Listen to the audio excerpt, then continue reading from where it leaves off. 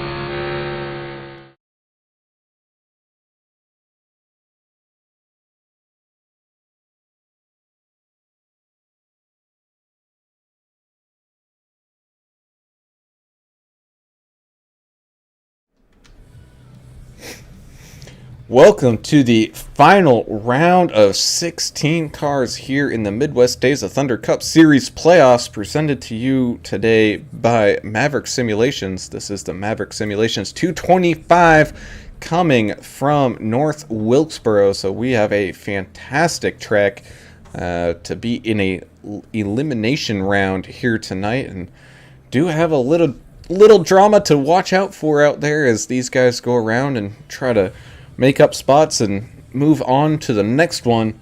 I am your host, Alan Brown, and I am joined in the booth, getting a little bit of an upgrade to a nicer chair, probably a little bit more comfy. That's going to be Mr. Adam Turner. Adam, how you doing tonight, man? Oh, air conditioning. I'm doing great. Man, they serve you cocktails up in the booth. This is awesome. Hey, it's playoff time. You know, I think we're going to have I think one spot might be up for grabs. We'll talk about that throughout the race. There's a couple guys are missing tonight, but it's 97 degrees down there on the track, 0 fast repairs, 80% fuel, and somebody's going to be hot down there on the track is our guest. He joins us every once in a while when we need him, and go ahead and introduce him, Mr. Brown. And that would be Mr. Special K himself, Alan Kewins. He's going to be down there on pit road. Now, Alan, I know we've been watching these guys in practice and seen some people have some trouble out there, so we might see some action down there on pit road. Yeah, we might see some bent sheet metal tonight. Looks like turn 4 might be a trouble spot. But I'm looking forward to it tonight. I got my sunscreen. I got Turner's cooler down here with me stocked up, so hopefully we get a good show out of this. You're welcome, by the way. Sorry, Brown. It's all right. As we kind of go through what today's race is going to look like, a nice short track, but it doesn't race almost like a short track. It kind of races a little closer to Iowa, but still, nonetheless, we're in for some great door-to-door bumping and banging action. Beautiful weather here today, nice, sunny, the temperature's not too hot, the track isn't too hot as well, and that's going to bring us to that key to the race, and that's going to be take care of the car with no fast repairs around here, and you start bumping and tagging these walls. Man, it's 225 laps will be a pretty long run for you. Yeah, I don't think they're going to have any issues. These guys have run together for the entire season, and even more longer than that. So these guys have been together a long time. I think we've seen it here before with the Cup Series Midwest Days of Thunder, have an actual green flag where they're going to the pit. So a green flag pit situation where they're going to have to throttle it down to 35 miles an hour, and that could cause some issues there as well. So Mr. Special K should be watching out for that. But other than that, man, these guys race super clean. They kind of know each other, know who their friends are. So I think we're going to see something pretty quick. This thing's going to go pretty fast. that it will. As thank you all for watching and tuning in to today's race. I can see the Facebooks here. You know, Mr. Derek Schimmel, the angry idiot himself. Let's make this race awesome tonight, fellas. Yeah, I think this one's going to be a good one. Becky Fry tuning in. Thanks, Becky, for joining us here today. Saying, first place Fry or you're sleeping on the couch. Man, I don't know what kind of pressure that is. You know, I don't know what's worse. He's got to get a win tonight. He better get a win. That. That's the best kind of fireworks we've seen here. I hope Fry knows that. You get your ass in the winner's circle or you're on the couch. I got Matt God on Fornes. YouTube says, let's go Malarkey and McComas. I think that's Isaac Wilson, if I'm not mistaken. That it is. Got Matt Fornes saying, oof. Kelly Haynes saying, hi Kelly, how you doing tonight? And Derek Schimmel saying, damn Fry, I would say, I hope you win, but I want to win. So we'll just have to wait and see how everything turns out here today. Have not too much of a drama coming into this one, position-wise, moving on to the next round, because unfortunately, due to circumstances and things like that, just about everybody who is still in the playoffs and racing here today is going to be moving on as these guys go around for their qualifying efforts. You can see Justin Malarkey picking up the win last week, automatically punched his ticket to the next round, and some people that will not be moving on to that next round, that's going to be Manny Valdez, missing the last couple of weeks, so he's unfortunately kind of automatically out based on just that alone. Greg Klein having a bad result finishing up last week is not here tonight as well, so he is not going to be able to move on. Same thing with Mr. John Neidick. He has taken a leave of absence, so he will not be joining us. So that's 3 cars already out of the 4 that will be eliminated. So it all comes down to Michael Buckley, who took a provisional last week and is racing here tonight. He needs to get a win to move on. Anything other than that, and he is our 4th eliminated driver. Man, that's Yeah, he's got a tall order tonight. yeah. There's a little pressure on him. So that's all we're going to really watch as far as heading into the group of 12. But hey, that's going to be something to watch. Anything this track, it's kind of, to me, I know this is stupid, but it's like Dega. Anybody can really win this. You just have to survive it, especially with a high car count. I know we don't have a huge car count here, but very technical. But if you put in your laps, you practiced, you can beat somebody that's normally better than you in this league. So hopefully we see a little bit of fire under his tail, and I think he's sitting P7 right now as far as his practice laps go. So that's not bad. Yeah, those are some pretty close times we got there. Top 10. Yeah, I mean, on my scoring board, it looks like we got a 3-way tie for first, but iRacing will calculate it down to a even smaller time than that. So right now, Pete Van Sprundle sitting on pole position with Tony Fry on second. Make that Mr. Stephen McComas coming in and stealing that top spot away.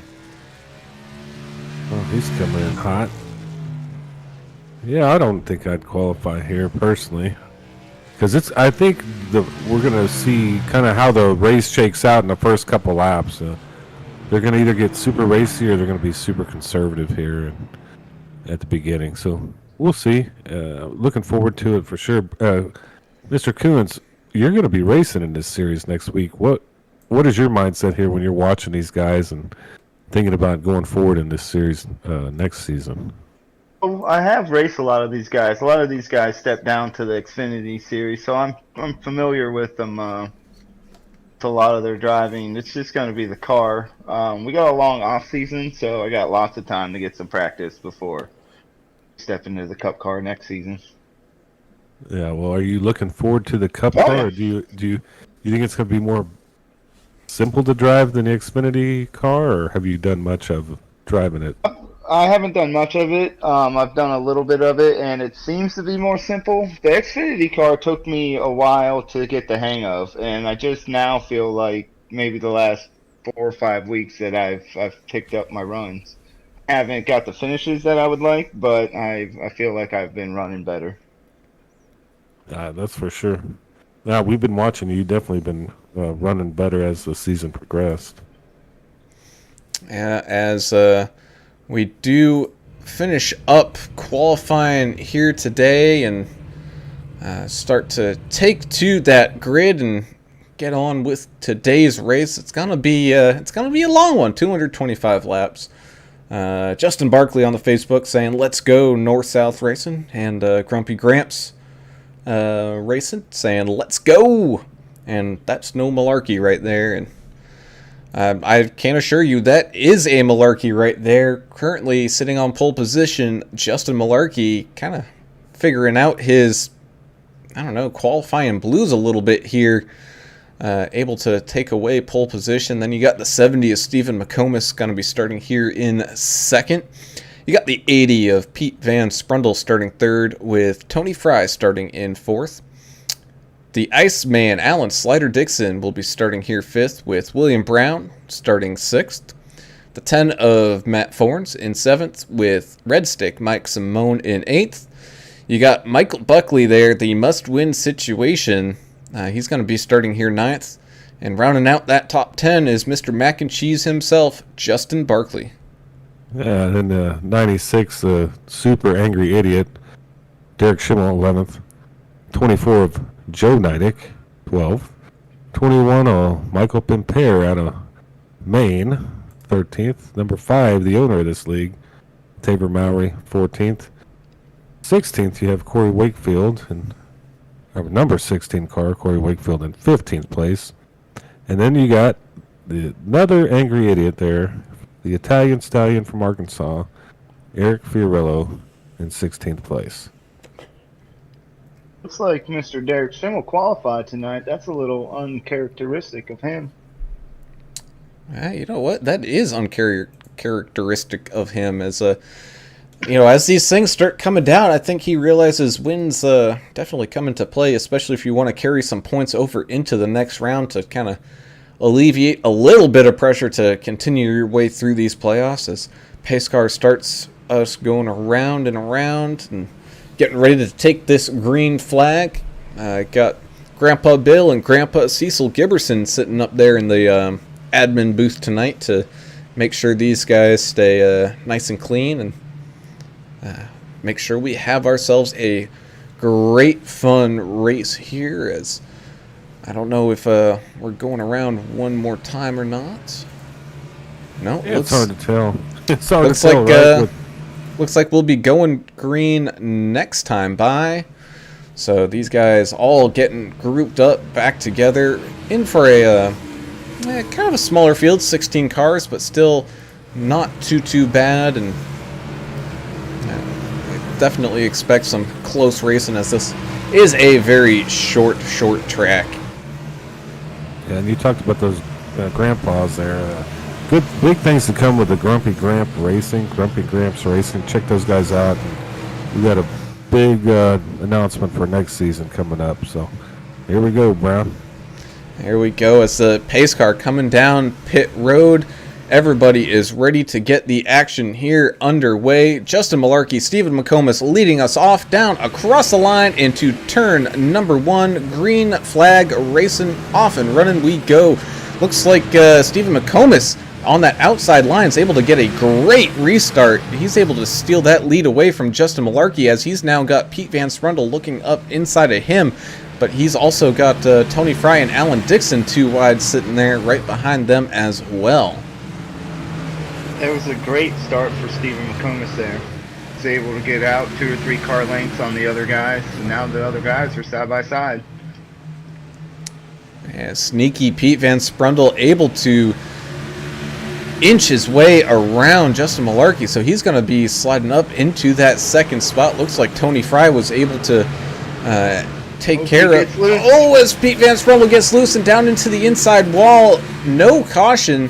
As he was off the racing surface. Unfortunately, though, into the grass and into that inside kind of guardrail.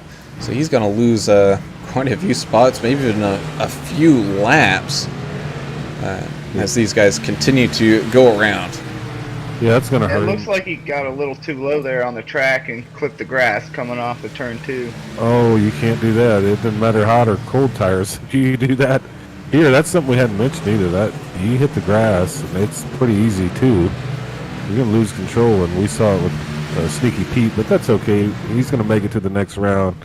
I think that's gonna happen for sure.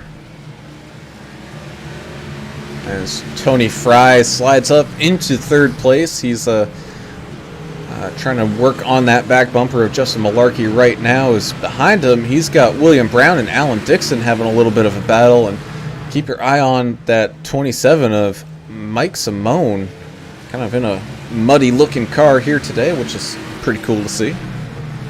Oh yeah, That's that's a cool paint scheme. Dumb and Dumber. That's what that's from. Mutts Cuts. So he's throwing it back to a movie theme.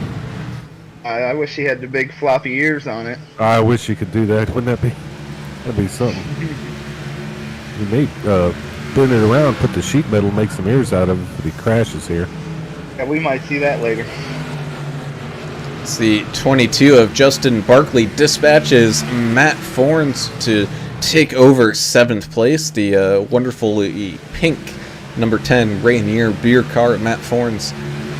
Seems to be struggling right now, but I think once when we get into a rhythm and get things rolling here, everything will kind of settle out. As back here, Derek Schimmel is having some problems even after qualifying. He's been losing a few spots, but his teammate Eric Fiorello, as he gets into the 24, they get together and the 24 goes around, and that's going to bring out the caution.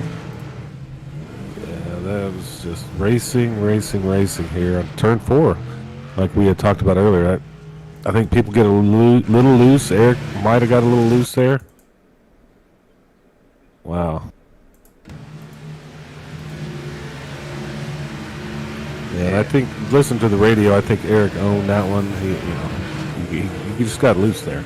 Yeah, I think Joe will be fine. Yeah, it looked like he got a little snug coming through that corner, maybe carrying a little too much speed, and ended up bumping that 24. But the 24 doesn't look like he's got too much damage from that. If he chooses to come down pit road, should be fairly quick to fix, as we got quite a few takers, especially at the back of this field coming down. Why not? Why not? If you're at the back of the field, English and I talk about this all the time. If you're at the back of the field, always head to the pits and try to, get one up on your competitor. What's it looking like down there, Mr. We got Coons? quite a few cars, maybe half a dozen. We got Schimmel, Neidick, Taver, Corey Wakefield, Compare, William Brown I seen was down here as well. Yeah, quite a few takers here. A little early. I mean, we're 12 laps into a run now. Yeah, well, I mean, might as well, if that you think that advantage is going to work, and strategy. Everybody, there's teams here in Midwest Days of Thunder Racing, and what a great series. I mean, I think next season is going to be kind of awesome. So Special K, you're going to be running in that. I think we're going to have a huge car count. We're going to have It sounds like we are. a lot of fun and a lot of stuff happening with this league that's really cool. So check these guys out, Midwest Days of Thunder. They have a ARCA Series, Truck Series next season, Xfinity, and Cup. And we do have to give another special shout out to today's sponsor. That's going to be Maverick Simulations. They specialize in all of your sim racing rig needs. I believe they specialize in the 80-20 rigs, which if you haven't seen that is very modular stuff that you can mix and match and kind of create your own little masterpiece to put into your living room, or if the wife allows it, wherever you have the room. Definitely go check those guys out and get yourself into one of these high quality rigs, and tell them MDOT sent you. Yeah, and not only that, you want to talk, it's fairly expensive, right? Well, it's a little bit cheaper than buying a real race car, and that's kind of why I think a lot of these guys do this. It's affordable, and so check that out. Tires are a lot cheaper on here than in real Yeah, life. exactly. They cost nothing except your subscription fee. So, yeah, check those guys out. They do some cool stuff. As we're stacking up too wide here, I think we're going to see some more clean racing, hopefully, for a good amount of time. That we will, as Stephen McComas will be the lead car on that inside line. We're going to have to see if that outside line gets a little bit of an advantage like it did last time, or if Stephen McComas just had that great of a restart. But the pace car coming down pit road, green flags waving, and away we go. Stephen McComas getting another great restart here. He's going to be able to maintain that lead pretty easily, as Justin Malarkey's now got the 64 of Tony Fry up inside of him. So we got a little bit of a battle going on for second right off the bat. So Stephen McComas has these restarts on lock. He does. That was a great restart by him. They're pretty wide there in turn one. Forns took the inside. They're getting pretty racy back here, William Brown and Derek Schumer. Yeah, it looked like Forns just backed out of that deal. As Tony Fry trying to get his way around that 73 of Justin Malarkey, but Justin keeping to that outside line and making it work, not really giving Tony a chance to get away. However, this battle that they have is letting Stephen McComas get away just a little bit, as Tony Fry is able to finally get that move completed. So now we got Justin Malarkey sitting in third, with Alan Dixon and Mike Simone having a little battle back here for fourth. Yeah, they're still battling. Yeah, all over the track, too. I mean, back here. Oh, as the 48 of William Brown gets loose and into the inside wall. And that's going to bring out the other yellow flag. Yeah, It doesn't look like anybody else was collected in it, though. No.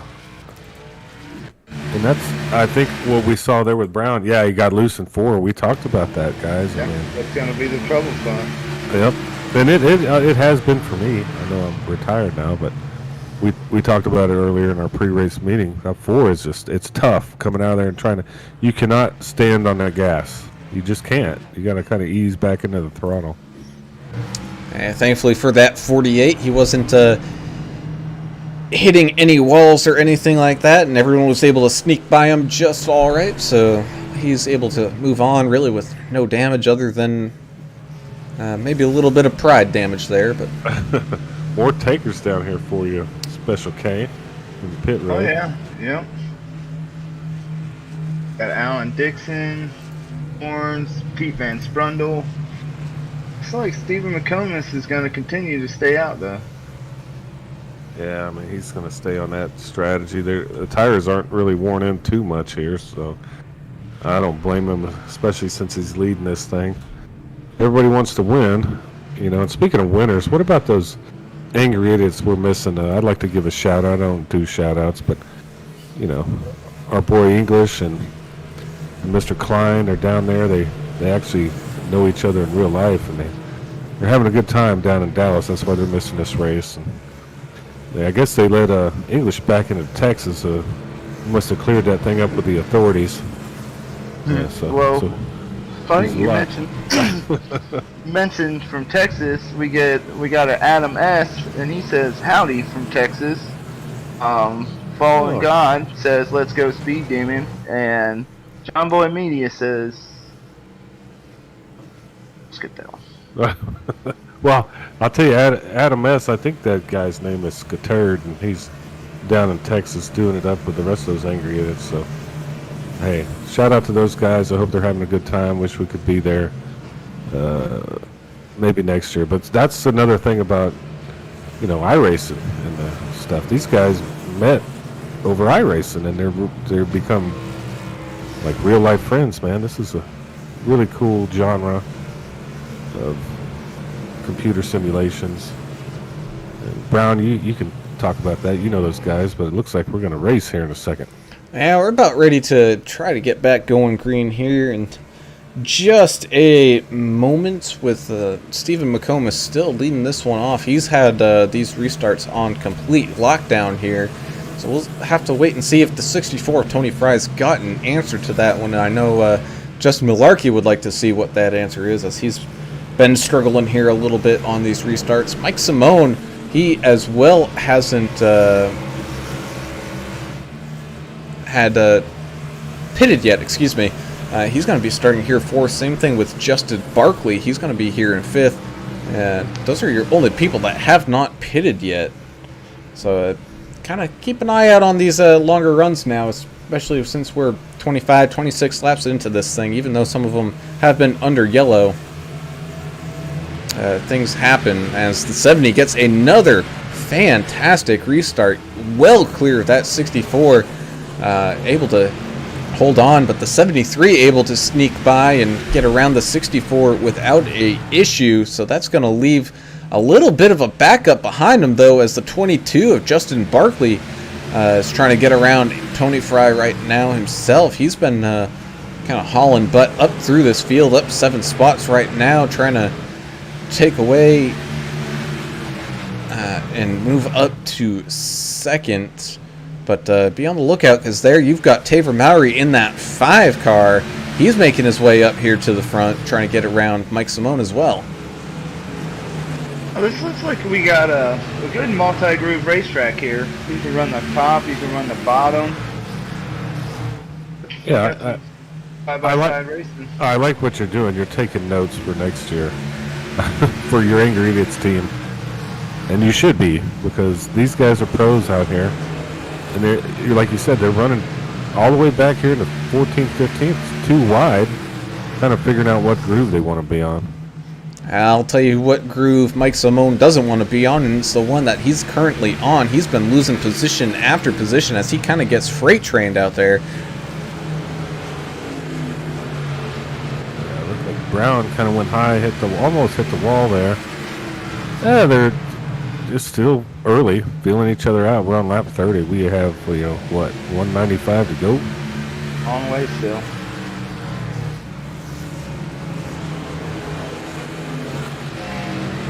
Well, what's crazy, you're going to go from this track to next week. The next week is Road America. So that's going to shake a few things up. Don't you think, Brown? You're an expert road course racer. How do you think that's going to play out? Oh, man, I couldn't think of a kind of a better situation to be put into the playoffs as a road course. Definitely throw these guys through a loop, trying to maximize who the good drivers are and who's just kind of here turning around and turning left. So as William Brown gets around, Derek Schimmel's now trying to get around that 21 of Michael Pimpere. So William Brown making that far outside line work to his advantage a lot here. Looks like we're side by side for second again. And we're side by side for second, side by side for fourth. Yeah, and if it was me, I think I like what Eric Fiorello's doing. He's just kind of laying back. And you know these guys, they just, at some point it's in their nature. They can't help themselves but to, hit the gas instead of the brake. And sometimes up front cause some issues because they're, everybody wants to be first. Oh, everybody wants to win, right? We don't come here to run last place. Well, I kind of did, but it looks like Wakefield lost it a little bit, number 16, but everybody stayed clear of him and he held it. What a good job by Corey Wakefield. And right behind him, he's got a little bit of a battle for 13th going on. Pete Van Sprundle and Eric Fiorello. So it looks like Eric Fiorello caught up to that 16 fairly quickly here due to that mistake. So Eric trying to get around some traffic. Yeah, Eric was. As there's big time contact. Yeah. No harm, no foul there. They both continue on. Yeah, as Eric was behind him when that happened, and he had to let up a bunch, and good on him for not hitting the 16 of Corey Wakefield. So very good defensive driving early in this race by Eric Fiorello. He's up 4 spots since the start. The 16th up to 12th. That's Yeah, I think Go ahead, sir. Up here, we got a battle for 4th and 5th. William Brown still riding on that far outside line. able to squeeze around Justin Barkley. So William Brown making some big-time moves here, now moving up into 4th. He's now got a teammate in front of him here with Taver Mowry, and knowing that William Brown isn't in the playoffs, I have a feeling he's just trying to get up there and help out his Lotte teammate as best he can. Oh, so he may be doing some blocking and such. Ooh, this is the kind of stuff I like to see. He's running the higher groove. Everybody else seems to be running a little bit lower than him. Almost making a 3rd groove out there. They are, aren't they? 96 of Derek Schimmel and 21 of Red Stick Mike Simoner had a little battle there for 10th, 9th, and 10th. So pretty cool stuff. As that Derek's having a good run up to 9th tonight. So that battle up here towards the front heats up even more. You now got Taver Mowry looking to the inside of Justin Malarkey. Both these guys have chased down that 70 of Stephen McComas, who had that great restart. Oh, as Taver gets loose, he had to back out of the throttle a lot, so that's going to give that spot to his teammate in the 48. And they now both have a little bit of work to do to catch up to that back bumper of the 73. Does it look like it's a little hard to complete that pass on the inside? You almost want to try and pass the guy on the outside. Whoa, it looks like we're almost 3 wide there. Yeah, I don't know. I think you're more of a racer than I am, but yeah, I'm just observing here. Looks like outside is pretty quick. As it looks like Justin Malarkey throwing a little bit of a block situation, changing up his line. He's now running kind of that more outside line, maybe to try to upset that car of the 48. Well, it's early. Oh, as we're 3 wide for the lead here as we enter the corner. Going to be 2 wide for second as we exit it. As William Brown able to hang on to that outside line, try to sneak it away from that 73. So we're going to be side by side as we cross the line, and the 48 sneaks on up into second. And now Taver Mowry in the 5. 48 into the wall. Looks like him and the 70 got together there. Yeah, that was some. It doesn't hurt him. There was some interesting things happening there. You know, the only one guy here is Malarkey with a real life spotter and crew chief. So I wonder if that's playing into him. Looked like he kind of backed out of the situation after a certain point in time. He is the only one locked into the chase who doesn't need to be up there risking his car right now if he doesn't want to. As up here at the front, you got the 70 of McComas and the 5 of Mowry, nose to tail, tail to nose. And you also got William Brown sitting right there as well. Yeah, this could be where William Brown has an effect on the guys behind him in favor of Taver Mowry. So, hey, that's really cool stuff. But Brown seems like he's just running that outside line, kind of staying out of the way. Or that's his just preferred line. I think it's just his preferred line. He's making up a lot of time up there. Yeah, he's got an interesting run, how he shoots up high and, he doesn't diamond it, but he does come down a little bit as the straights come into play. So, hey, we'll see if that works out for him in the end of this thing, if he's saving tires at all or what's happening. And Stephen McComas still leads this thing all the way around as we're past 50 laps into this one. You got William Brown running that far outside line, and looks like Taver and Stephen running that kind of inside line, with Justin Malarkey kind of running that inside line as well, trying to get around that 48, but gets loose coming off of 4, able to hang on to it. These guys they're putting on a good show so far. Yeah, even all the way back here to 9th with Red Stick Mike Simone, you look ahead of him, and they're just lined up, and looks like they're being very patient here, 7 through 10. But we still have a long ways to go. You don't want to use up your stuff and damage your car too much. There are no fast repairs here, so. Yeah, no fast repairs, no good. Michael Buckley back here in 14th fighting Pete Van Sprundle. Really got on the grass there. He's got a lot of ground to make up.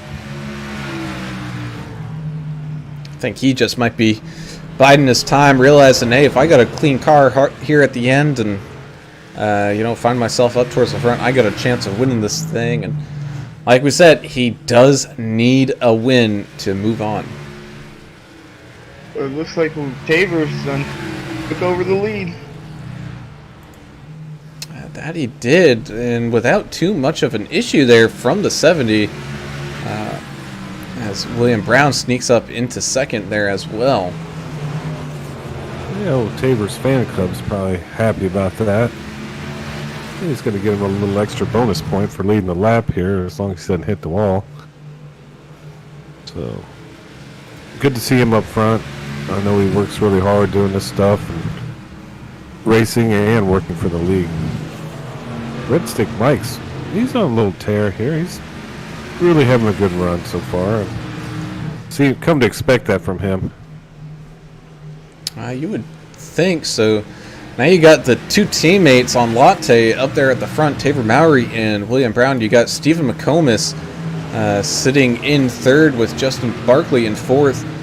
Stephen doesn't have a teammate until Justin Malarkey sitting there in fifth. Speed Demon Motorsports right there.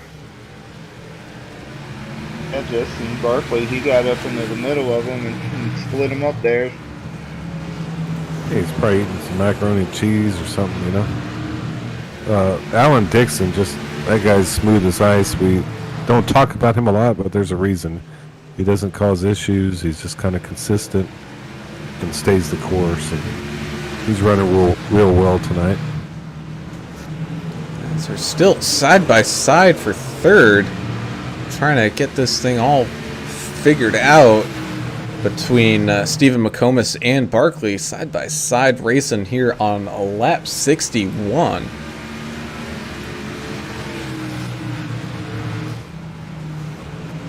Ooh, a little bit of slowdown there in turn one as they go into turn two.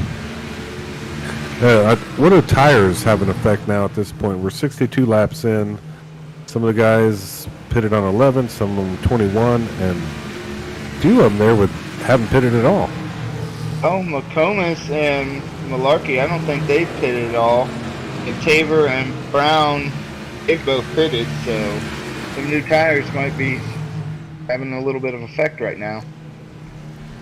Looking at lap times, we're just about to that 1 second slower than what they were running average-wise here at the beginning. And kind of the indicator is when you go about 2 seconds down from that, right? That's when you know you're done, basically, and you need some tires. Yeah, I think this is actually one of those tracks where they probably are going to be worried about fuel more than tires until it comes down here till the end, and where fuel don't matter as long as you're in the good, and you just need that rubber to get you to the finish. You think the fuel window is? I mean, we've already run, I guess 46 laps under green here since the last caution. Yeah, we're missing our mathematician, Mr. English, which I just got some notifications from the Texas authorities. They're going to let him in this time. He will be allowed into the state for a 72-hour pass, so good for him. For that, he's got to get back, right? Yeah, he won't be allowed in. You know, he can come in about 72 hours is his maximum time allowed in Texas. I got some buddies. They just let me know. Speaking of the man himself, coming in on Facebook, saying, I don't have any warrants. So, that's always good to hear. And also coming back saying, Jimmy says, let's go Brandon. Brandon obviously not racing here tonight. Well, he should be, because the guy's amazing. Great driver. Let's go Brandon. Let's get this thing started. Oh, as the 27 gets into the back bumper of the 70 a little bit, breaking them loose. We're going to stay green as they are able to kind of straighten that one up. So a great job there by the 70 of McComas to save that one. Yeah, Red Stick Mike was treating the 70 in McComas like he was Brandon. You know, you got to slap Brandon around every once in a while. And that happened right there. Well, good. No, I didn't say Brown that English had any warrants. I just said the authorities were notified. And, you know, they just want him back home in Louisiana. No warrants, nothing illegal. He just needs to go home. And now that the 22 is kind of clear of Justin Malarkey and not having to fight with him, you now got Justin Barkley creeping up on that back bumper of the 48 of William Brown.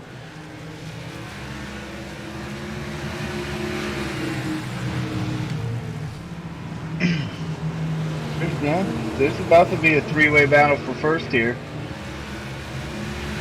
I gotta jump up and see that. I'm in the back here. I'm watching all these losers like myself. Just kidding, not losers. Just guys running a little mid-pack. Still have 15 cars on the lead lap. That's pretty amazing at this point, Yeah. isn't it?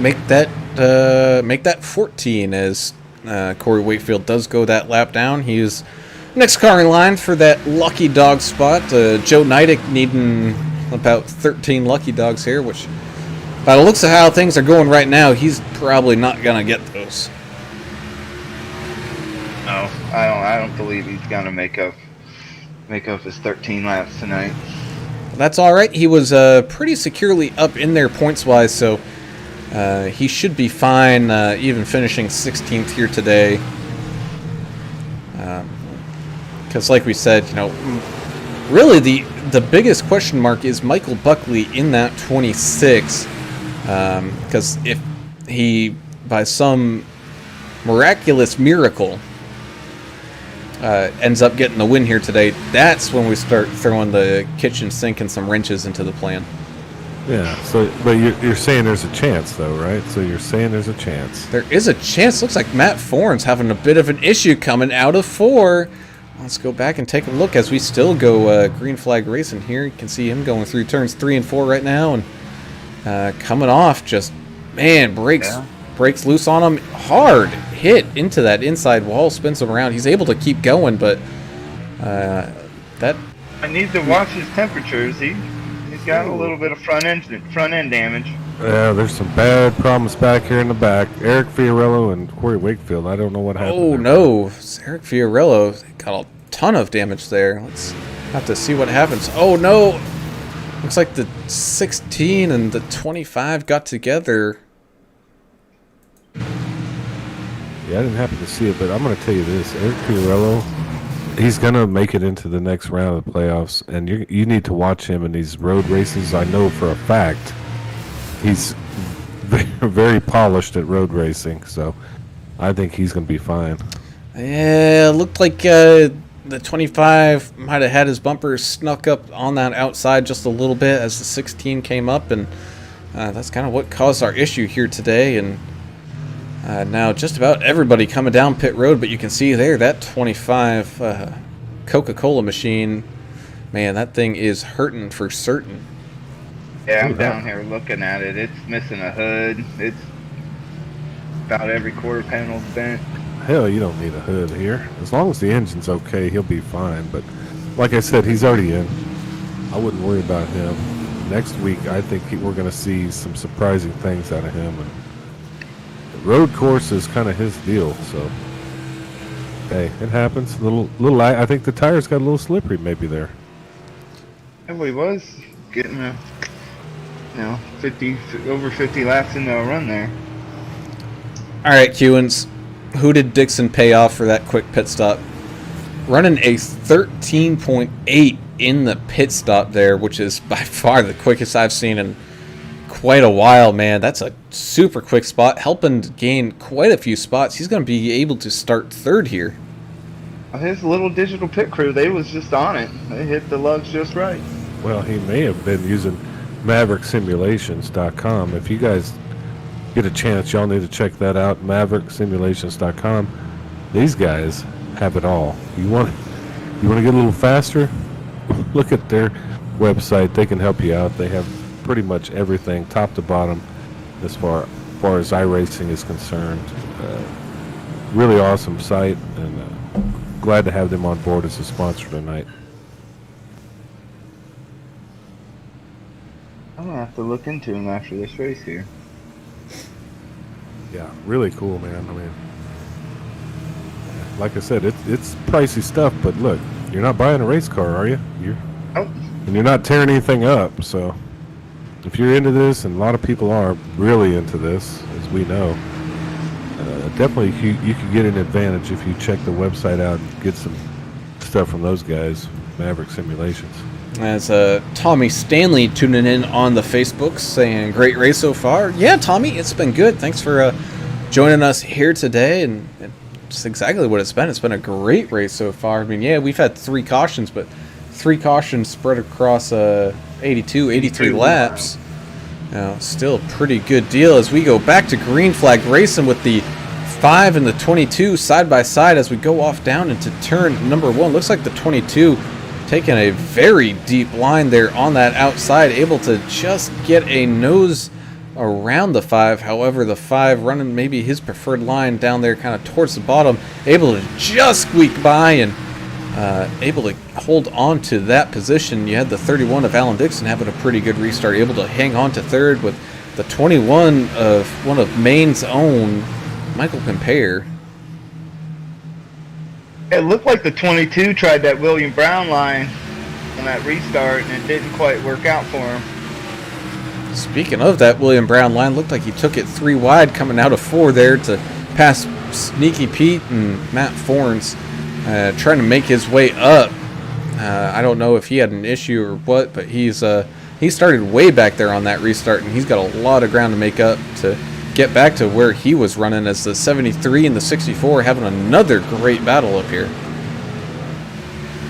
Yeah, I like all those. See what happened to the 48, but he should be fun to watch come up through the field. Yeah, this is basically what I'm going to call it is like a fun run at this point. The only person that shouldn't be out there on a fun run is Michael Buckley. He has to win or he's out. So the rest of these guys, I think, know that. They're not dumb. This is chess, not checkers, right? These guys use their brain a little bit. So they're just out there clicking laps, hopefully having fun. No fireworks, no fighting yet. It's a little early for that in the playoffs. A little bit as Red Stick Mike Simone able to get around the 64 of Tony Fry. He's now going to catch right on up to that back bumper of the 73 and maybe try to increase the positions from where he was, as kind of up here at the front. Michael Pimpere looking to the inside of Justin Barkley, trying to take over second place and catch on up to the leader of Taper Mowry. Well, he's trying. I mean, he's got one hand on the mac and cheese and one hand on the wheel, so it's a little tough for Barkley. We'll see if he can pull it out. Taper Mowry is kind of just pacing this field so far. Real good run from him, and I know he has a fan club. What happened to Dixon there, Brown? He's down a couple spots now. I think he just might have got out of line a little bit, and a few people were able to get around him, and Got around him. that's how easy it is to get past. Yep.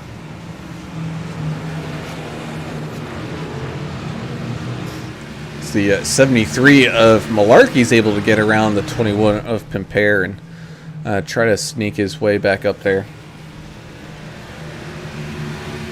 Yeah, I mean, if you tune in for the rest of the playoffs, but also tune in for next season, there's some changes coming. There, I think, positive changes. You know, we got some new teams, a new sponsor. It's going to be. I don't know how much we can talk about, but there's a lot of things coming. That just meant I'm going to mention something. The Grumpy Gramps Racing. Check those guys out. They're pretty awesome. I think they're going to be involved. Oh no, as Mike Simone tags the wall, able to keep it going, but that was a pretty firm tap of the wall there, as Alan Dixon able to kind of move his way back on around, as William Brown now working on the outside of the 64 of Tony Fry. Man, we've seen Brown use that outside line to his advantage just about all dang race, and that's probably looking like the line you want to be on if you're William Brown. Yeah, for him, I don't know about everybody else. I don't. It's like a slot car. He's just hanging out up there, you know. He's going where nobody else is. Yeah, I don't. Y'all remember slot cars? You know, it's just kind of. Oh yeah, well, I used to go play those. Okay, at least somebody knows. He's kind of on a rail there.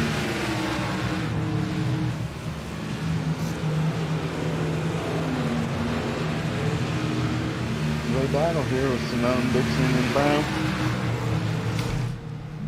And he's got the 31 of Alan Dixon right there in front of him as well, kind of running like a little roadblock going on in front of him. Well, do you think Mr. Dixon seen how well that line was working for Brown, and he decided he was moving up and gonna try it now? It looks like it has Alan Dixon able to get around that 27. Let's see if he drops down to that inside line. No, he's going to stay out there. I think he's just out there testing the waters, trying to sort it out. He's not in any hurry or anything. I think he's just out there trying to get this thing over with and, you know, maybe get a top 5. As the 22 of Justin Barkley talking about kind of testing the waters out up there. He was looking to the outside of the 5 of Maury and not able to get a pass done or anything like that, but man, he's doing a pretty good job of trying to catch back on up and pass him for the lead here as that 48 able to get around Mike Simone now that Simone and Dixon had stopped battling it out. So William Brown on that outside line once again making moves, trying to get around Dixon, and it looks like he will be able to do so. Yeah, Steve McComas and Anthony Fry are having a little battle back here as well. Almost trying to make his way back up to the front. He was running up there in the lead, had a couple great restarts, but then once we got onto this long green flag run, seemed to have struggled quite a bit. As right in front of him, Red Stick Mike Simone right back at it with Alan Dixon looking to the inside. Oh, Red Stick getting a little bit of loose, coming out of 4, able to hang on to it without any contact, but that'll give that position back to Alan Dixon. Yeah, a lot of this, what I think, is concentration. You know, you have to find your breaking point here, or your lift point, or whatever's going on.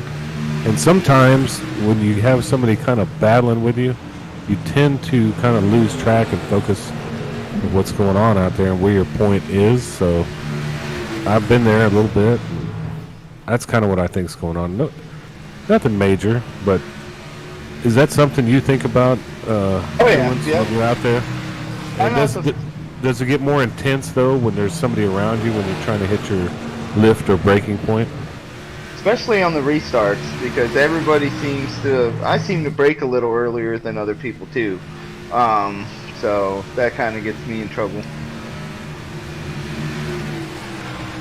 No, it gets a little nerve-wracking when everybody's around here on these short tracks and they're all diving for position down into turn 1 on the restarts.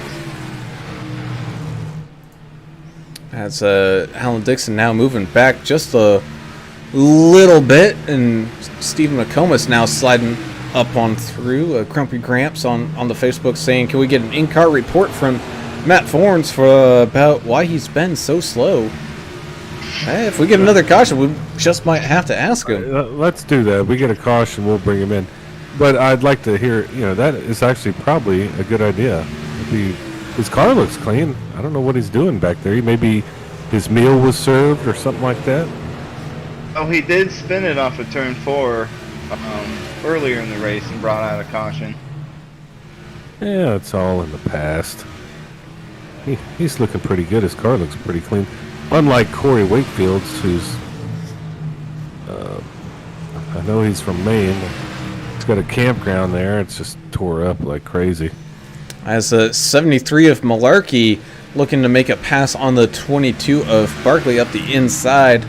This is going to be a battle that's going to go for a few laps, I'm going to say, especially on these older tires now that we're on lap 110 with these guys last pitting on lap 78. So the 73 just managing to get around that 22. Is the 22 going to try to do a crossover? No, he will not. Oh, Well, we've seen it time and time again. Justin's good on old tires. He saves his stuff really well. And now they got some work to do. About a second gap up to Taver back there in the lead. Got Tommy Stanley saying, let's get Schimmel up front. Well, right now, Mr. Schimmel's just outside of that top 10. I haven't seen him have too many issues, just not running the fastest. So he's got a little bit of work to do and try to get that ball rolling. And well, here's the problem with him. He gets taxed if he gets into the top 5. He's out in California, so he has to be careful to stay out of that tax zone. Definitely a lot cheaper for him to play iRacing than it is to race in California. It's a simulation, not a game. There's no emissions. I think that's what's saving Mr. Schimmel at this point. As the 64 looks to the inside of Alan Dixon, Alan's been doing a good job trying to hang on to that kind of top 6, top 7 spot, but he's been having to deal with an onslaught of people trying to take that position away from him, as we've seen a little bit of smoke going on down there on the track. Eric Fiorello looks like he's putting out the mosquito. Yeah, he's coming down pit road. If he blew an engine or what? It looks like that might be the case. So for the Italian Stallion, looks like his race will be done here today. Yeah. He's already locked in. Yeah, he's fine. And then I'm telling you, next week you better watch out for his ass. He knows how to do those road courses. Unlike a lot of these guys, all they know how to do is turn left, including myself. No, he knows Road America very well too, because he's my teammate and he's helped me out there before. Yeah, he's very good at that track. And hey, if his engine blew, he's had a rough night. Move on to the next one. Kind of like Dale Bisbee says. Or the Cleveland Browns is always the next one. That's true. Browns fan. As the battle for 7th is still raging on here between Fry and Dixon.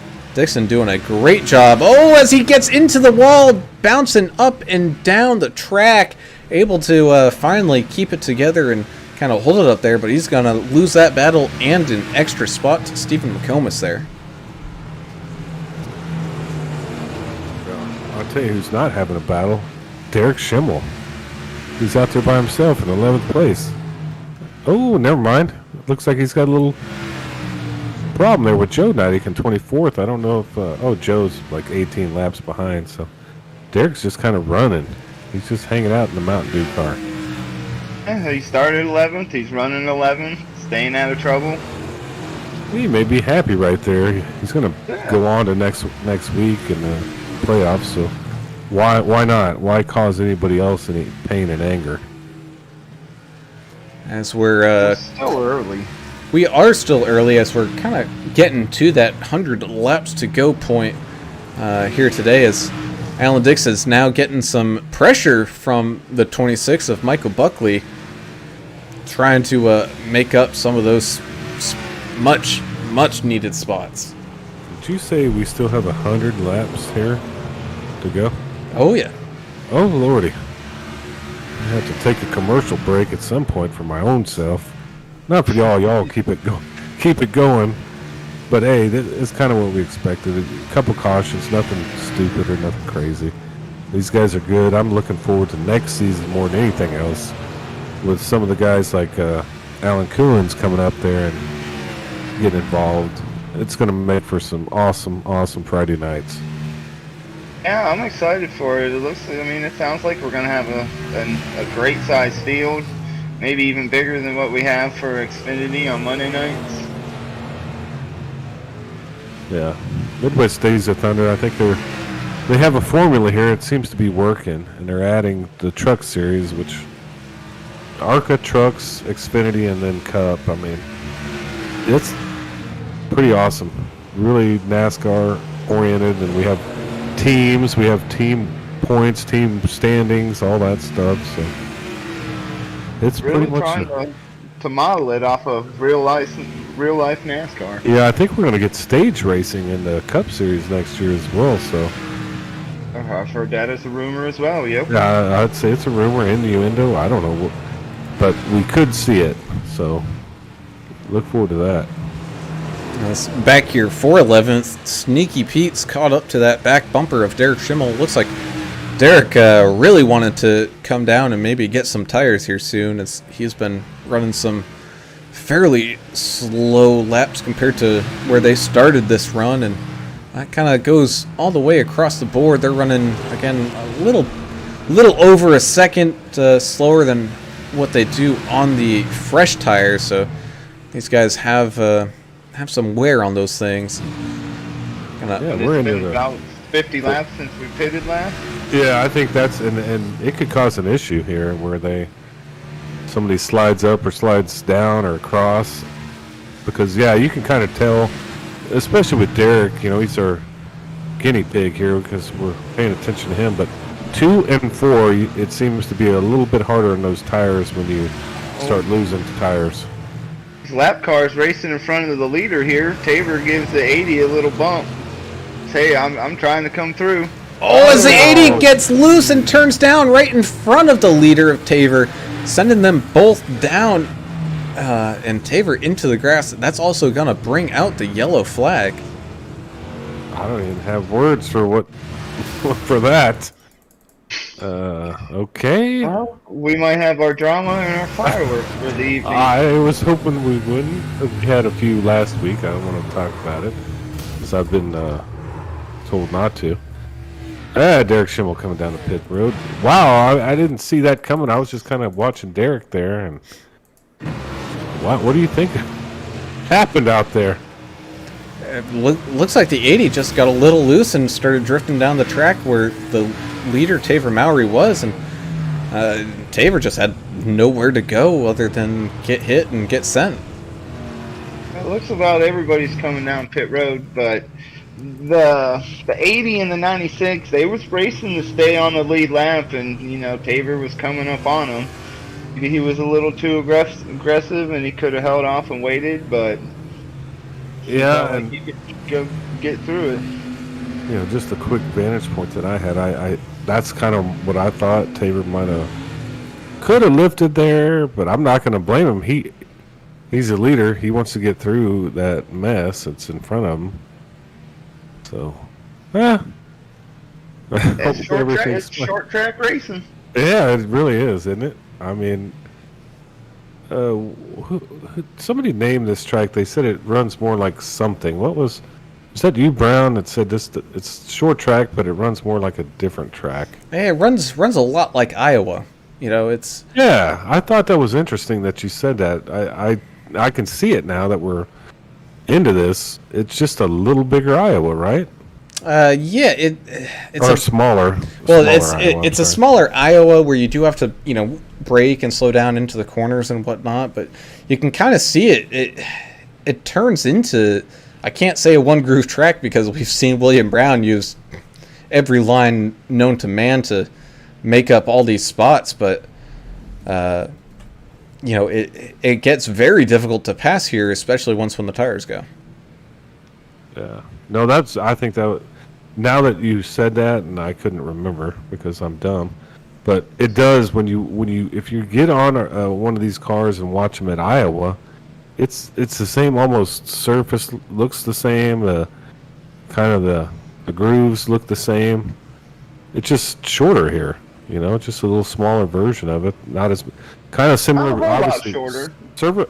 Similar banking. Yeah, I could totally see that, but this is old school. There's no safer barrier here, so I'm surprised we hadn't seen anybody die. It reminds me of a lot of the track where we was at Monday night, Nashville Fairgrounds. Oh, that was an interesting track too. I agree with you. Kind of the same situation. And I'm sorry there, Grumpy Gramps. I wanted to pull in Forns, but we're getting ready to go back green already here, and so we'll have to save that one for the next time as we go back to Green Flag Racing with Justin Malarkey and Michael Pimpere leading this one off. Side by side they go down into turns number 1 and 2. Taver Mowry was able to hang on to kind of like a top 3-ish spot there, and he is on nice clean rubber and all that, so his car doesn't look too bad. Yeah, he didn't lose too much ground, so hopefully he can recover and get that lead back. He's almost out there running like Manny laps, so he looked pretty quick. Maybe he can get up there in the clean air and just start the whole thing over again. We only have roughly 90 laps to go or whatever. Yeah, something like that. Well, both Taver and Compare, they're up in 11 spots, both of them. As back here for 5th, we got Alan Dixon and Stephen McComas side by side with a anxious and rearing to go 48 of William Brown trying to get his way by these guys. Alan Dixon kind of blocking up that high line, which William Brown likes to use. I was back here with Corey Wakefield. He had a little issue. Kept it clean. Nobody got involved, so he's still out there. He just hit the wall a little bit. Pretty hard, though. So you can see there, the 48 using that very high line to try to get around the 31. 31 closed the door a little bit on that 48. I think maybe a little tired of how aggressive he's been driving on these restarts. And right in front of these guys, you got the 21 of Pempere and the 5 of Taver Mowry going side by side. Taver's, he's trying to get back up to the front. But he wants to win. Don't you think he wants to win? Oh, I'm sure he wants to win, yeah. Yeah, he's had some really good races, and he's had some terrible races. But as of recent, I think we've seen him pretty close to the front. So maybe he's just catching his groove as the playoffs start coming into play. That's the 22, Mr. Mac and Cheese, Justin Barkley, trying to get around Alan Dixon right now, as well as still up here at the front. Looks like Taver's being kind of split by Pempere and Simone, trying to make his way by, and he does have a teammate, I don't know, necessarily coming to his age, as William Brown just kind of taps the wall. That's the risk of running that far outside line, is if that wall reaches out and grabs you a little bit, you're gonna hit it. There's no room for error. I don't think it slowed him down any. He's still going. Yeah, Brown's playing bumper cars out there, and it's kind of riding that wall. So it's working for him. He's trying to go low now around Simone, and he's not getting around him as fast as I bet he thought he would. Oh, gives him a little love tap.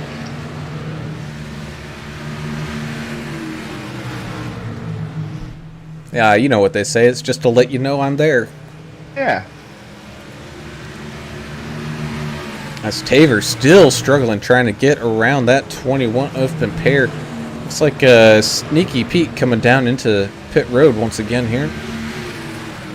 Yeah, he may have had enough. I wouldn't blame him if he did, because he's already in.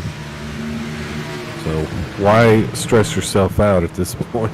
Oh, as Mike Simone goes very deep into the corner. He's sideways across the track trying to get it all gathered back together, and he's going to get into the 22, into the 70. He is all over the place, and that's going to bring out the yellow. Finally, the yellow came out. Ooh-wee. Well, and at some point after we talk about this, maybe we can talk to Forns, like Grumpy Gramps Racing suggested. Yeah, we'll go back through, watch the replay of this one. Oh, looks like the 48 just wasn't able to check up in time for the 27, and the 27 was loose all the way through the middle of the corner and just completely down that back straightaway, getting into the 70, who's had a great night so far, and as well as getting back up into that 48, so quite a few cars involved in that one. Yeah, what, 4 or 5 cars involved. Got some takers on pit road though too. Looks like about everybody coming down pit road. I mean, you might as well bang that thing out. Like Forn's back right fender looks like it needs to be put back into the machine shop. We'll talk to him hopefully here in a second and see what he has to say. But hey, short track racing, you're gonna have some bruises here. Yeah, you're gonna have some hurt egos and some hurt feelings and stuff here tonight. Yeah, so let's do that while we got a quick break in the action. Let's try to get Mr. Fornes up here. Howdy, Mr. Fornes, got a copy there? Yeah, what's going on, guys? Hey, man, just giving you a little bit of a airtime here as we're kind of under caution here once again, but it hasn't looked too bad out there. It's been a little racy, but otherwise not too bad. But I gotta say, the Grumpy Gramps over there on Facebook, they're calling you out. They're like, "Why are you so slow?" Are they? Well, Yeah. Look, I'll talk to them later. I'll get that situated.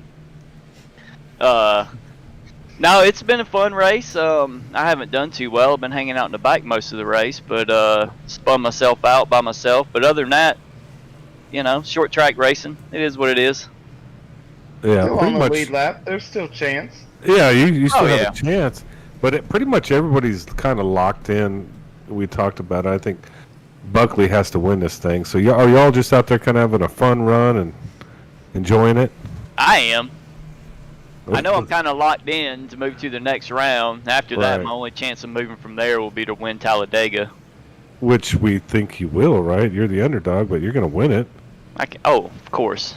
I thought so. Yeah, you're Mr. Restrictor Plate around here. Yeah, I do love me a restrictor plate race. Well, alrighty, man. It looks like you guys are getting ready to go back to green flag racing, so we'll let you go and get back up in there and enjoy the rest of this race, dude. All right, guys. Y'all have a good one. Good luck. There you go, Grumpy Gramps. He's going to have a conversation with y'all after this thing. Talladega Fornes is what they call them. That is it indeed. As we get ready to go back to green flag racing, Michael Pimpere and Justin Malarkey up here at the front once again to take us down and across the line and into turn number 1. Side by side racing action here on lap 154 out of 225.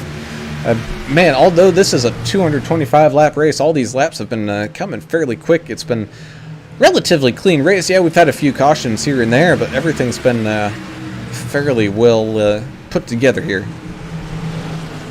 Well, we had about 75 laps, 70 laps when we restarted this race. Do you think we're going to see another one? Yeah, I think so. Yeah. Before the end. Oh no, it's the 73 gets loose right in front of Michael Pimpere. The 31 of Dixon, and we got a parking lot here on the front stretch. I'm going to blame that on Special K.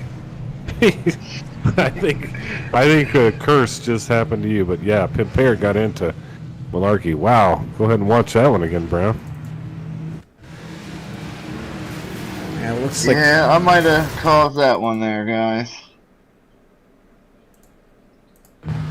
well, watch what happens to the 73 to see. Oh, he just gets loose coming off of turn 4. We've seen that before. So the 21 and the 5 able to sneak on through, but the 31, you got the 96, a Schimmel.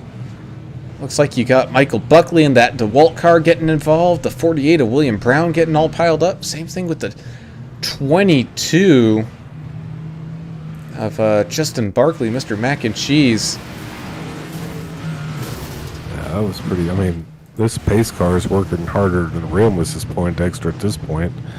But it's all been fun. Super excited about this Maverick Simulations.com. Y'all need to check this out. These guys have some amazing things for your sim rig. They can build stuff. Check them out. Anything to do with virtual racing. MaverickSimulations.com. A lot of cars on pit road. A lot of good cars with a lot of damage after that one. As we see there, we were falling around. Corey Wakefield, who was just far enough, he was able to sneak through without too much of an issue. But that's a lot of the lead cars that had been running up front for a good chunk of this race. Getting some big-time damage and having some issues. And yes, Grumpy Gramps, Matt Fornes up to third, running a little bit like a modified there, missing that front clip. But, Just needed that pep talk. You're right. Yeah, at least at some point. Let's see somebody up front we haven't. You know what I mean? This is the race for it. I think we're almost solidified for the next round of 12. So it's gonna be fun. To talk to these guys after the race. And nobody's getting mad here. I think everybody's pretty settled in. Nothing crazy. I think it's pretty fun stuff. A little drama never hurt anybody, right? Oh, don't get on my team. I'm the fireworks guy. You want to start? Let's get it going. But maybe next week. Maybe next week, Coons. And then next season. Now we're going to be talking about you and the anger and fireworks. You're an Ohio guy. I know those Ohio guys are kind of angry sometimes. We've been known to get angry up here. Yeah, but it's going to be your first season. You're going to take it easy. You're going to put the nice guy hat on and play by the rules, I'm sure. We're going to try to, at least, right? Yeah. So we're all stacked up, ready to go back to some green flag racing. Michael Pimpere in the lead with Taver Mallory on that outside. Matt Fornes in the modified Rainier car there. Going to be starting third with Red Stick Mike Simone in fourth. It looks like Derek Schimmel was able to get through that without too much of an issue. And same thing with the 64 of Tony Fry. But the big one we got to keep our eye on, the 26, even though he was involved in that one, he's up into 7th or 8th there, kind of depending on how this one goes. And off and running once again down into turn number 1. Oh, we got contact between the 21 and the 5, sending the 5 around. And we're still green flag racing. Oh, yellow. That's not good for Taver right there at all, but this next caution could help him. So it looks like the 21 now getting updated and losing his front clip, so he's running a little bit of a modified there. And look at this. Angry Idiot of 96 Schimmel running up in third. Matt Fornes losing quite a few spots. I think he might be down on a little bit of power here. I know aerodynamics don't really come into play, but power certainly does, and he's moving backwards a little bit here as Tony Fry works on him, trying to make a pass up the inside, which he does. But Michael Buckley, the man who must win, now up into 4th and climbing, trying to get back to that back bumper of Derek Schimmel. I think it was you earlier there, Turner, said that all you really have to do is survive till the end, and you got a shot at it. Yeah. Well, look at Buckley. He doesn't have a back deck. He don't have nothing in the back. And he's going to catch Derek here, at least to get third. What a run by him, you know. I mean, just kind of stuck this thing out. It's kind of crazy what's going on. He's got to give it everything he has tonight if he wants to try and advance to the next round. Yeah, about lap 200, I'd start turning everybody I could if I was him. Just personal opinion. As Tony Fry making some moves now. He's moving up into 4th around Buckley. Yeah, Buckley could have some engine damage too. He obviously has aero damage, which is not that big a deal here, but hey, he's fighting through it. That's what we like to see. Oh no, as Matt Fornes gets into the wall as Taver Mallory comes around him, and man, Taver's driving a little angry here, running the fastest lap of the race so far at 18 3/4 second lap. He's back up into 6th after that little bit of an incident up there. And I mean, to be fair on both of them, that kind of looked like it was netcode there. I don't think those two actually touched. Yeah, and we try to explain to the viewers, netcode is like this computer thing where the cars are near each other, but they don't touch each other, but the computer says they do. I think that's kind of what it is it not? Yeah, essentially, yeah. Yeah, I don't know if we got Special K. We got any viewers out there? Yeah, I was just about to say we got him. Ryan Simone and both John Boy. They said they like the high overview camera. It's cool to see the whole track. Oh, that's cool.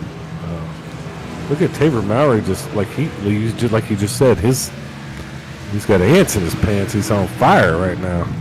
He driving hangry. Yeah, he's driving like. Oh, he is angry. He's driving like he's from Ohio, man. Look at that. And moving up past Derek Schimmel already. up into fourth. Really not a whole lot going on up here kind of in the front, as the 31 of Dixon missing that front clip is side by side with Justin Barkley here, and that's for a kind of top 8 finish. The longer we go, we're down to 10 cars now on the lead lap. Yeah, that's kind of how We're eliminating some people here. So Yeah. let's continue to pile on. and that's kind of what we thought was going to happen here. But still, really good stuff going on the track everywhere. Somebody's in the wall there too. But It looked like it might have been Mike Simone as Taver Mowry gets around him fairly quickly. So Taver Mowry now up into third. I'm gonna tell you what, guys. I am impressed with Tabor. He went from spinning it to back up into the top 3, and at one point, I think he was over 5 seconds back, and he's cut it down to 2.5 seconds. yeah, I mean, it's like he's a man on a mission here. I don't know what it is. If he put in the man hours, or what this week. But and the last week he had a hell of a run too. I think he got a little issue, but this week he's like a man possessed. As we come into the final 50 laps of this one, we now got a battle up here at the front. Tony Fry has caught up to Michael Pimpere. Tony Fry looking like he has the cleaner of the two cars. Definitely less damage, albeit I don't think there's any car out here that doesn't have any damage. I think everyone's got a little bump and bruise at least once. But here he goes, looking to that inside. Not quite able to get it done yet, as Stephen McComas having an issue. Somebody's at the end of pit road here. That was Buckley. It's Michael Buckley. He's had a hard time getting in there. Wow, I was watching him, and he hit the brakes hard, and I didn't understand what he was doing. How's he doing now? I think he got stuck there, and he had to tow. That's gonna seal the deal. That's gonna hurt. Yeah, he's not gonna advance to the next round.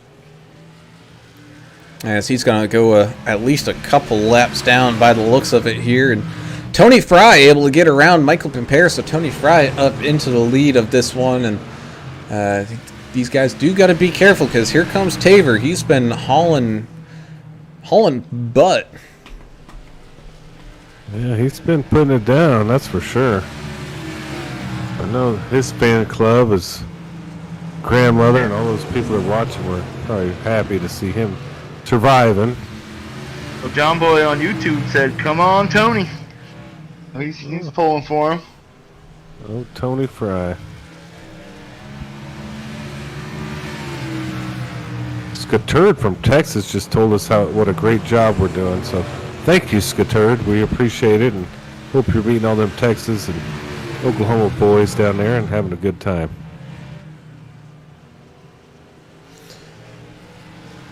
As we're on lap 183 of 225.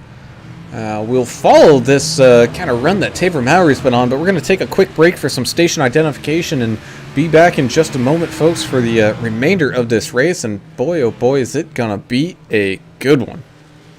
Well, good afternoon, good evening, good morning. Once again, new series for us here, the Midwest Days of Thunder Cup Series. Well, good afternoon, good evening, good morning. Rockingham 150 brought to you by Jinx Shifters. Well, good afternoon, good evening, good morning. Jason over here, Signature Esports.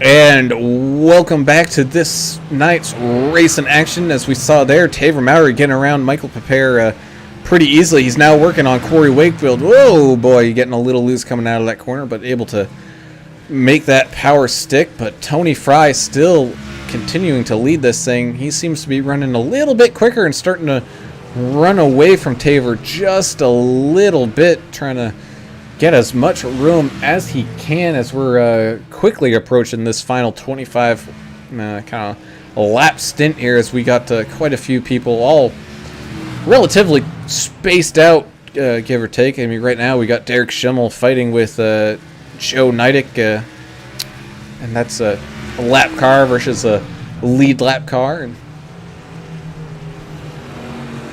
well, we're only down to 8 cars on the lead lap now. Yeah, kind of a war of attrition out there. You know, I think at this point, like I said earlier, it's kind of a fun run, but you get this close to the end of the race and you're up front like Taver Mowry, you're going to give it all you got. As Alan Dixon still currently kind of sitting here in 7th. He's had a little bit of an issue here today, running one of those slightly modified cars there, no front clip, running nice and cool. He's been in the mix. The problem is the mix has also been kind of inside of him and messed up his car a little bit today, but still 7th place right now, not doing too bad. As Justin Barkley currently up here running in 8th. He's had a pretty up and down night, but still right now up there kind of top 10 land, as he's got Taver Mowry trying to get around him and put him a lap down. So we now got 7 cars, if not fewer, on the lead lap.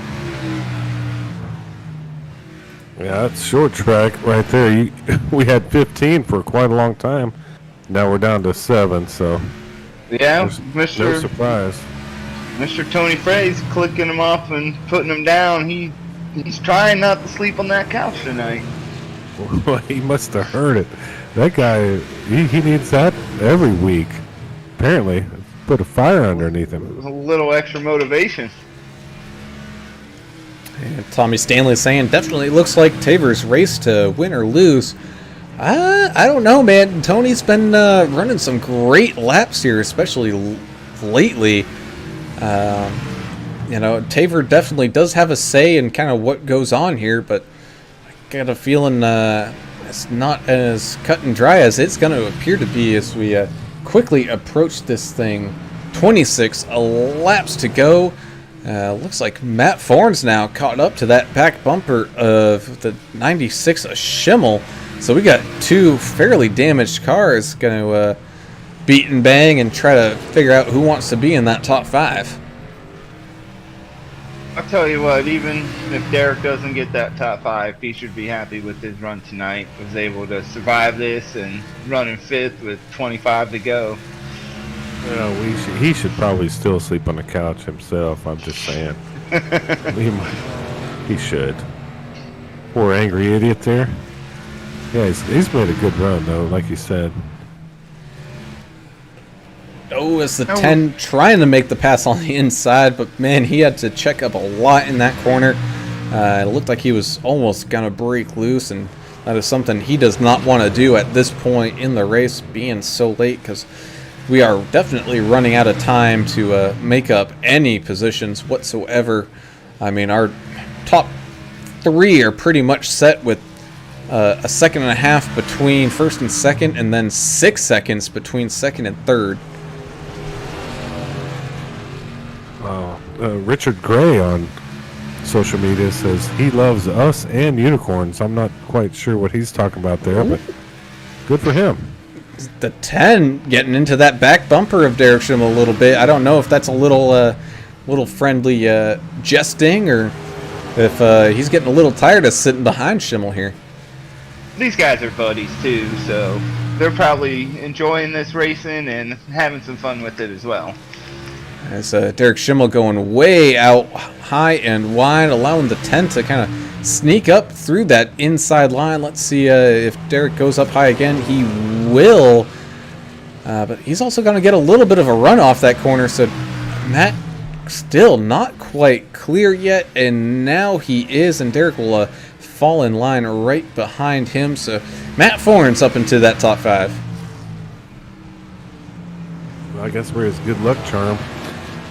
Tabor had an issue on turn 2 a couple laps ago. He hit the grass, so it slowed him down. Yeah, hopefully he has enough time to make that back. As we're under 20 laps to go now, the time difference is a 2.6. So Tony Fry being Mr. Consistent up there, just running lap after lap. Really not too much of an issue there. Even when he's caught up to some of these lap cars, he's been dispatching them fairly easily. But it looks like in the next couple of laps, you might run into that situation once again as Alan Dixon coming down, and I don't know if he's going to park it, but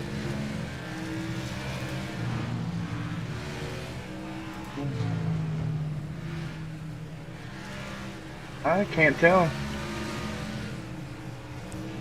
man, they're kind of dropping like flies here today as a track gets quieter and quieter as some of these engines start turning off. We're down to 6 cars on the lead lap now.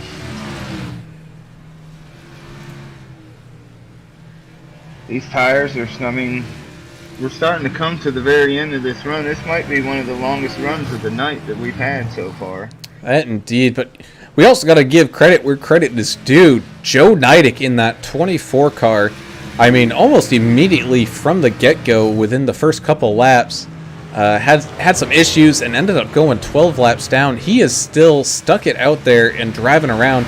He's found himself up there right now into a top 10 situation and might still be able to make up some more positions, as well as Alan Dixon is still sitting there in the pits. And, you know, laps go by fairly quickly here. Yeah, about 20 seconds, and it's a wrap. You're going to go on to the next lap, man. Hey, I've enjoyed this last run here. And we haven't seen anything wild. There hadn't been too many cautions. I think we're right, kind of on par for what we thought we were going to see. Tell you what, I've been impressed with Tabor this last run. To battle back from spinning through the grass to get the second within a get the second within a second and a half of the leader. That's pretty impressive. As Tony Fry moves around, Derek Schimmel putting him a lap down, so that leaves 4 cars on that lead lap as Matt Forns is now up into 4th place. Well, we're the good luck charm for Matt Forns, apparently. And Grumpy Gramps Racing. As we now come across the line with 10 laps to go here today, Tony Fry with a fairly large cushion behind him, as Tabor is still kind of stuck battling that lap car of Derek Schimmel, and that's just losing Tabor time after time. Second after second, as that leads almost up to 2 seconds now, as they're still side by side. Man, Derek's not letting them have it quite so easy. He's not. Tabor, he almost needs a yellow now. He's running out of time. I would say he probably needs a yellow at this point. Yeah, he does. Anthony Fry does not want to sleep on the couch. We learned that right here, right now. Yes. Must have a very uncomfortable couch. I was going to say, at least my couch is comfy. I wouldn't mind sleeping on it. I don't know. This guy has some crazy stuff on the hood, you know, with his sponsor. Maybe that's involved. I don't know. Wild stuff out here in Midwest Days of Thunder. Someone else who has kind of stuck this race out, that's Mr. Michael Pompere, currently sitting here in 3rd, up 10 spots. Had some early damage and been struggling a little bit here, but still having a solid run. I mean, he's got quite a bit of a gap down into where 4th place is and Matt Forn, so looks like that's roughly where he's going to be finishing here today. And I mean, by all accounts, it looks like just about where everybody is currently positioned. That's where they're going to be finishing it up here. Yeah, unless some, Fair's car, he's missing fenders and bumpers and he still don't up there care. running third. He's Yep, on the from lead Maine. lap. He might as well be a snowmobile for him. He don't give a damn. Man, how about for the first time in, man, it must be at least a month that we haven't seen Justin Malarkey making a charge up here at the front in these late stages, getting involved in one of those last cautions, and his back end's all tore up, still sticking it out, but he's still got a ways to go to try to claw his way back up into a top 5. Yeah, good for him though. It doesn't matter. I mean, he's in. Start to round of 12 next week. Road America. I think we're going to see some interesting stuff happen, and you may see some guys that you're not used to seeing up there. And I'm totally looking forward to that. I know you are, Graham. Yeah, that I am. I mean, we got a great round 2 with Road America and Talladega coming up. That's going to be a heck of a round 2 as Tony Fry comes across the line, taking the white flag. Final lap here at North Wilkesboro in the Maverick Simulations 225. Boy, oh boy, has it been a long one, but it has been a good one. But even better for Tony Fry, it's been a great one. Being able to sleep in his own bed tonight, Tony Fry picking up the win here today with Taver Mowry coming home with a solid second place finish. And it looks like Michael Pimpere will be able to walk away from this one with a top 3 finish. A lot of race tonight. Yeah, it was. They're kind of making fun of him for the couch comments now. Yeah, well, hey, maybe that's his good luck charm.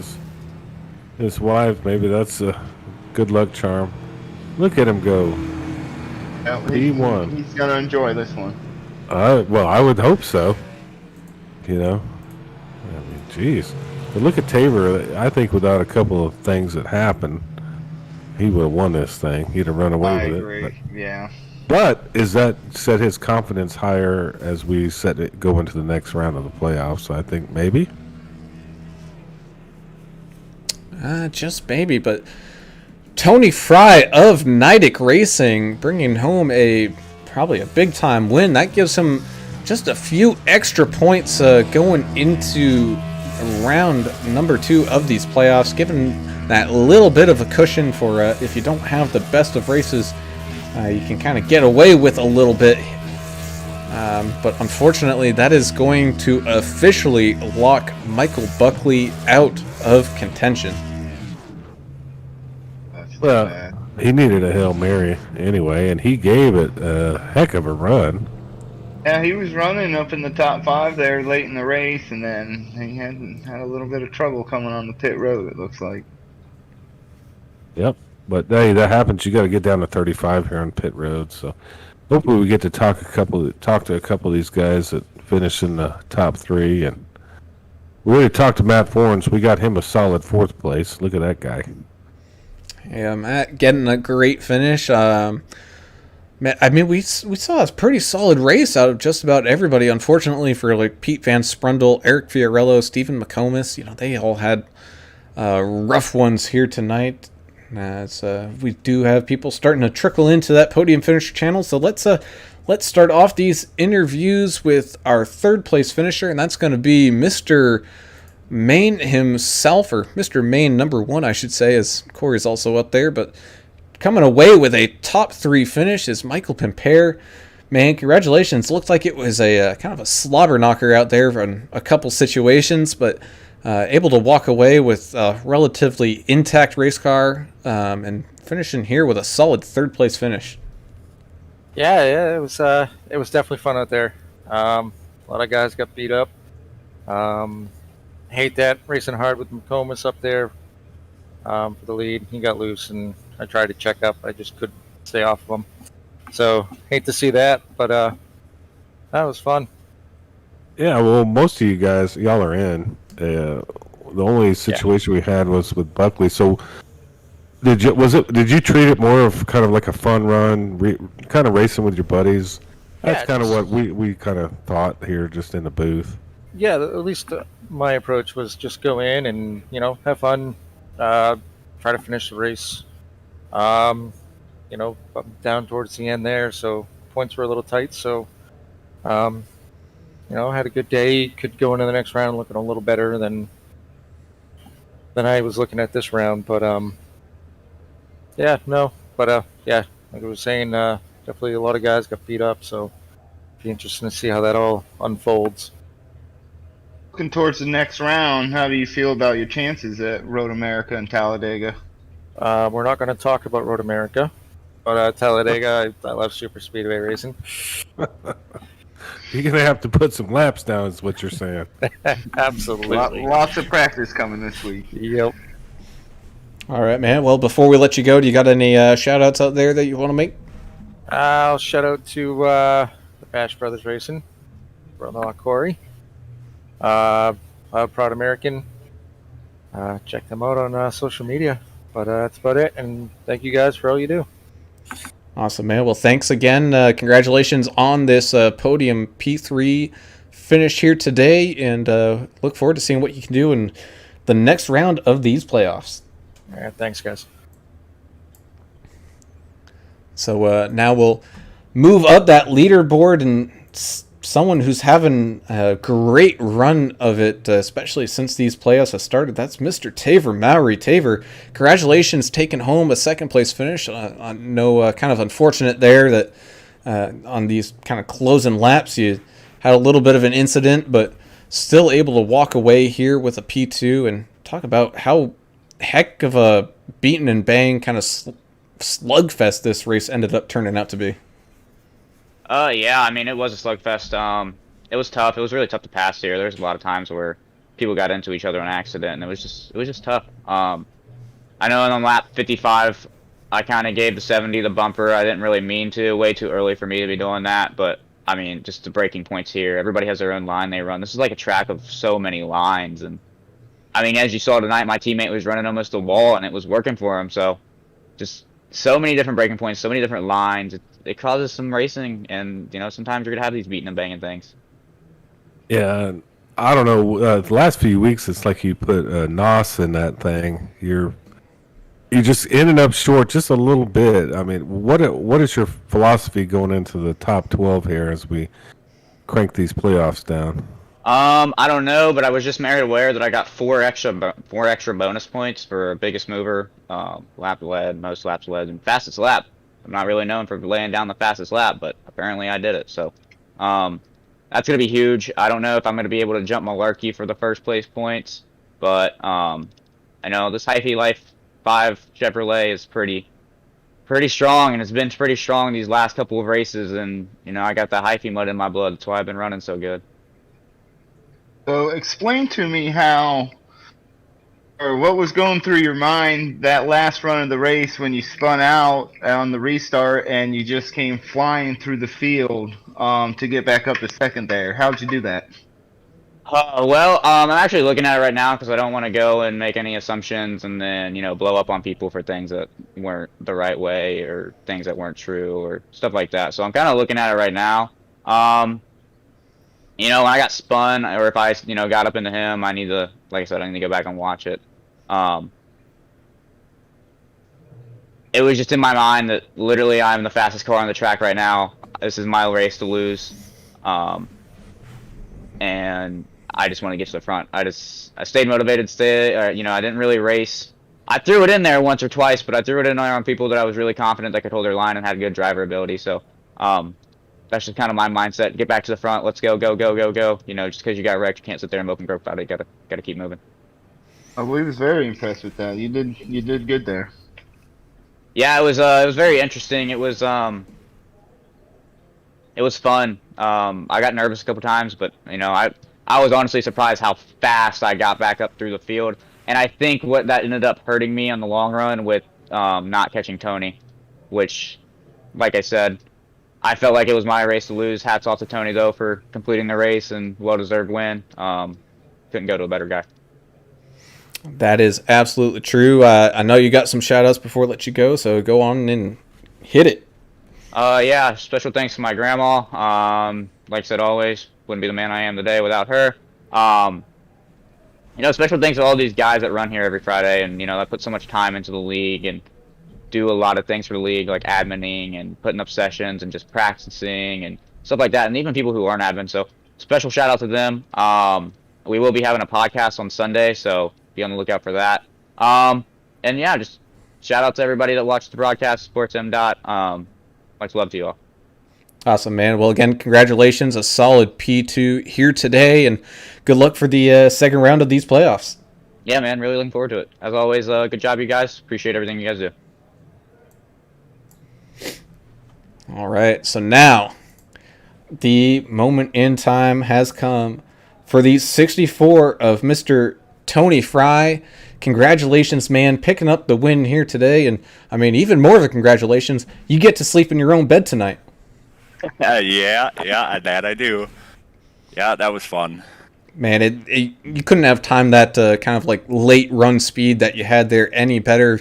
You looked like you had some pace there, especially at the start. I mean, saw you kind of running top 5, top 3 just about the entire thing. But, man, once when that last restart happened and you were able to clear Pimpere, man, you were just absolutely gone. Yeah, I noticed that I run a different line than most of those guys. So when they were going side by side, I couldn't get the drive off. But once I was able to get some clear space in front of me, I could run my line, and I knew I was pretty quick. Plus, I think I had probably the least bit of damage on a car out there tonight, so that helped. Did you know about the? It's kind of like Babe Ruth calling their shot. Did you know that you were going to be on the couch tonight, or if you didn't win this thing, is that what motivated you, or did it just kind of fall into place? Well, I did know about it because Taver and Joe Nidick told me about it during practice, and I'm like, well, I guess I better drive pretty good tonight because otherwise I'll be sleeping on the couch. And I guess that might have been just a little bit more motivation I needed. Good job. Tell me what was going through your mind there as you was clicking off laps away, or the laps was clicking away there, and you was coming to the white flag and the checkered. You nervous? I wasn't nervous. I was in a groove. I was just praying that no caution came out. I had Isaac Dagner, and he was spotting for me tonight, and I said, just let me know when we get 10 to go. And if Taver gets within a second of me, because I was just cruising there at the end, and then I said, let me know when the white flag's about to come out, because I need to know that. I do not want a caution. Well, man, you were able to definitely run away with that one with no caution coming out. Before we let you go and celebrate this win in their comfortable, nice, warm bed, got any shout-outs to do? Yeah, first off, I want to shout out to my wife and my kids. They were watching the whole race, and as soon as it got down to the end, they ran down here to cheer me on as we were finishing up. Isaac Dagner, my buddy, he was spotting for me tonight. My teammate Pete, he's always rooting me on and trying to help me get better. And obviously you guys, because you guys do an amazing broadcast. Awesome, man. Well, we appreciate that, and again, congratulations picking up the win here today and punching that ticket, going off into round number 2 of these playoffs. We wish you nothing but the best of luck, bud. Thank you, guys. You guys have a good one. Congratulations. Thanks. Whew, boy, oh boy. That, talk about a race there, boys. Yeah, we got her after it in the Maverick Simulations 225. Shout out to Maverick Simulations. Check out that website. You want to run fast like these guys? They will help you. So, heck of a run from Midwest Days of Thunder. Oh, that was fun. It's a great race by Tony there, and thanks for having me tonight, guys. Yeah, I had a blast up here. We're happy to have you. Great job by you and Brown as always. And shout out to our missing partner and friend that's probably tied up with Texas DPS right now due to a passport issue coming into Texas. As we slowly close this one out, let's go through our finishing order of today's race, as there were kind of some moves towards the back that, again, not playoff-wise really come into play, but still just know everyone where their favorite driver finished here today. And Tony Fry picking up that much wanted win here in that 64 car, able to pull this one out of a hat and run away from Taver Mowry, who had a great run here, especially mid to late race, just unfortunately running out of time to chase down Tony. Michael Pampere with his damaged car able to stick this one out and finish in a top 3 solid position. Matt Forn, same thing, had a rough night, but able to walk away here with a top 4. Derek Schimmel himself even qualifying here today, which is what we normally don't see from the Angry Idiot, is a top 5 spot with the qualification effort. So a good run from him. Justin Malarkey had a little bit of issues there late, and unfortunately that hurt him in the long run, dropping down to 6th with Mr. Mac and Cheese, the 22 of Justin Barkley, finishing here 7th. Joe Neidick coming all the way back from 12 laps down to finish with an 8th place finish here today. Boy, oh boy, talk about a heck of a stick-it-out run from him. Red Stick Mike Simone finishing this one out with a top 10 9th finish. And rounding out that top 10 is Mr. Alan Dixon. Yeah, then you have Alan Brown in the 40, or Alan Brown, sorry Alan, thinking about you. William Brown in the 48, too many Allens and Browns around here. 11th, Corey Wakefield, another guy from Maine, Hemlock Grove Campgrounds, I believe that's his machine. 12th, 26th, Michael Buckley, he needed a win, he didn't get it, but he ended up 13th. 70, Stephen McComas in 14th. Number 80 is Sneaky Pete Van Sprundle from Long Island, New York, 15th. And rounding it out, 25, the Italian Stallion from Arkansas, Eric Fiorello, 16th.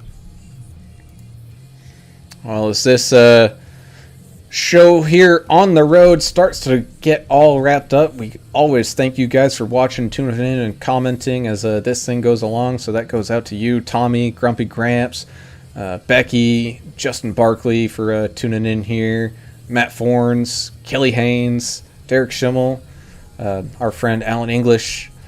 You guys are the reason why we all do this and have some fun week in and week out, and look forward to all these broadcasts. But something to look forward to is next week on Monday we have the Midwest Days of Thunder Xfinity Series going to, I believe it's the Nashville Super Speedway, which is their final race of the regular season. So good luck to you in that there, Special K, as start to kind of look towards that playoff time for them.